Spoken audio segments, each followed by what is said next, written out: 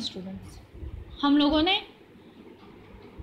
Start किया है अव्यय यानी कि अविकारी शब्द। अविकारी शब्द में पहला हम लोगों ने पढ़ा क्रिया विशेषण, जो क्रिया की विशेषता बताते हैं। आज हम लोग पढ़ेंगे संबंध बोधक। संबंध बोधक जैसे कि नाम से स्पष्ट हो रहा है कि संबंध बोधक यानी कि संबंध स्थापित करने वाला। तो ये किससे संबंध स्थापित करते हैं? जैसे कि वाक्य में एक संज्ञा या सर्वनाम है और दूसरा भी संज्ञा या सर्वनाम है, अर्थात वाक्य में दो संज्ञा है या दो सर्वनाम है या एक संज्ञा या एक सर्वनाम है, तो इन दोनों के बीच जो शब्द संबंध स्थापित करते हैं उसे हम लोग संबंध बोधक कहते हैं। ठीक है, जो शब्द संज्ञा या सर्वनाम के बाद आकर उनका संबंध वाक्य में आने वाले दूसरे संज्ञा या सर्वनाम से बताते हैं वह संबंध बोधक कहलाते हैं। ये परिभाषा हुई जो भी मैंने आप लोगों को बताया था। जैसे कमरे के अंदर सामान रखा है, तो कमरे और सामान के बीच में संबंध कौन स्थापित कर रहा है? के अंदर। बिल्ली कटोरे भर दूध पी ली, तो बिल्ली और दूध के बीच संबंध कौन स्थापित कर रहा है? कटोरा। मेरे घर के पास मेरा विद्यालय, तो घर और विद्यालय के बीच संबंध कौन स्थापित कर रहा है? के पास। तो यही सारे शब्द के अंदर, के पास, के पूर्व, के समीप, के विरुद्ध, तो ये सारे शब्द जो होते हैं वह संबंध बोधक शब्द कहलाते हैं। हिंदी में संबंध बोधक अव्यय का प्रयोग इस तरह से किया जाता है जैसे काल सूचक के रूप में, अर्थात काम होना, समय के बारे में बता रहा है। से पहले, से पूर्व, के बाद, के उपरांत। जैसे सारिका स्नान से पहले योग करती है, तो सारिका के स्नान के पहले क्या होता है? योग होता है। तो स्नान और योग के बीच में संबंध स्थापित कौन कर रहा है? से पहले। स्थान सूचक के रूप में यानी कि जगह, के भीतर, के बाहर।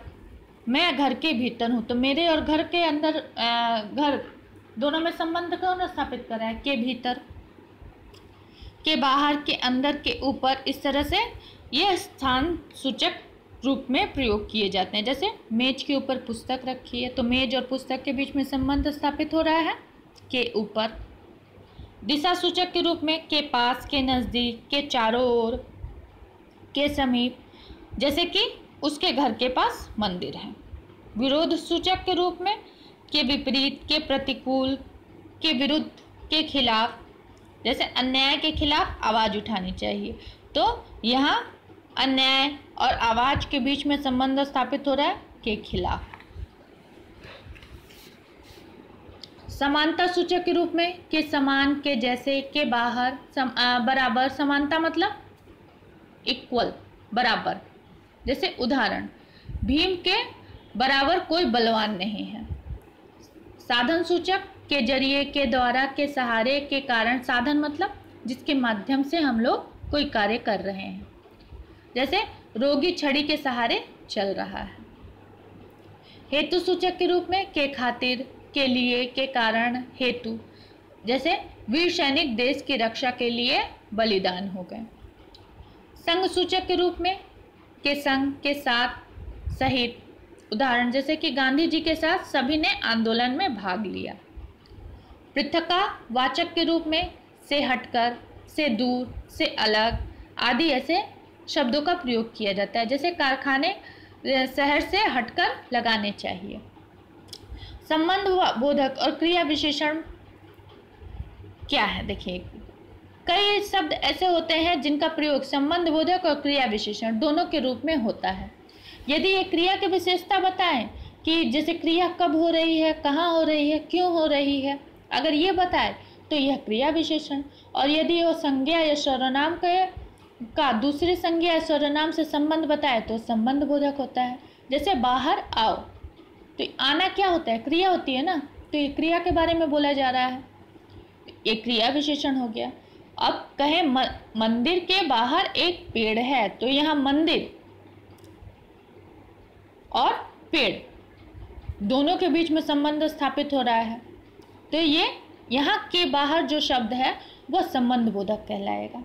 जैसे मेरे पास आओ, यहाँ पास शब्द जो है ना वो क्रिया के लिए है, तो यह क्रिया विशेषण हो।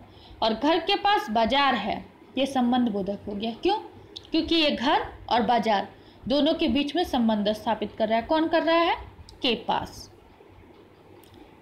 ठीक है, देखिए बहुत आसान भी है। यहाँ वहाँ सिर्फ बाहर लिखा है, यहाँ के बाहर, या पास लिखा है, यहाँ के पास। तो संबंध स्थापित करने के लिए के, में, से, इन सब का भी प्रयोग किया जाता है। संबंध बोधक शब्द की एक ये भी पहचान है। तो उम्मीद करती हूँ आप लोगों को समझ में आ गया होगा। जैसे निम्नलिखित वाक्यों में संबंध बोधक अव्यय पहचान के लिखिए। कोक की बोतल के अंदर कुछ है, तो इसमें संबंध बोधक क्या है? के अंदर। बाहर निकलो, कुएं के भीतर क्यों छुप गए हो, तो यहाँ संबंध बोधक क्या हुआ? के भीतर। इस तरह से आप लोगों को इसमें से संबंध बोधक शब्द पहचान करके लिखने होंगे। आप लोग इसे कॉपी में लिखिएगा। संबंध बोधक शब्दों से वाक्य बनाइए, यहाँ वाक्य बनाइएगा। यह प्रश्न है, संबंध बोधक अव्यय किसे कहते हैं? दो उदाहरण अपने कथन की पुष्टि करें। दो तो उदाहरण दे करके संबंध बोधक अव्यय की परिभाषा लिखिएगा। सही संबंध बोधक शब्द भरकर वाक्य पूरा कीजिए। यहाँ रिक्त स्थान है, उसमें संबंध बोधक शब्द भर करके इसको पूरा करिएगा। ये सब आप लोग कॉपी में करिएगा। मैं जो पिक्चर भेजूंगी उसको कॉपी में आप उतारिएगा और तब आप लोग इसको सॉल्व करिएगा।